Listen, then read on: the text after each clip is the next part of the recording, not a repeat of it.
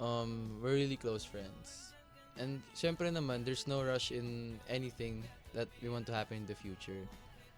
I guess we could say we like each other. Pero, Ha? We like each other? I love it naman yan. Sandali sa we like each other.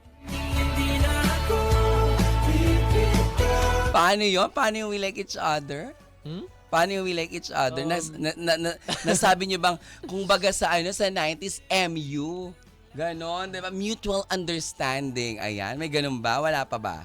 I guess, Di ba nagkakagulo ang mga tao sa sa social media, ante ko, sa we like each other. Oo. I would say our feelings are mutual.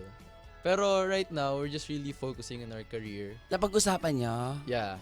Paano? Secret. Hindi pwede!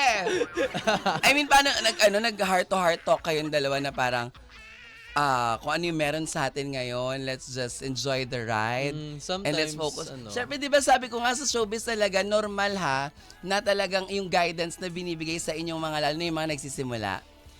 Ang guidance na binibigay talaga, okay lang naman mag-love life, hindi kayo pipigilan, pero syempre, ang goal natin kaya tayo nandito ay trabaho.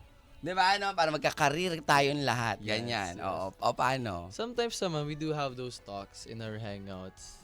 Siguro, I don't really know kung paano siya nabi-bring up, pero it really just happens naturally talaga. Parang, kunyari, random conversation, tapos biglang mapupunta na, ano ba talaga? Mga ganun. That type of stuff.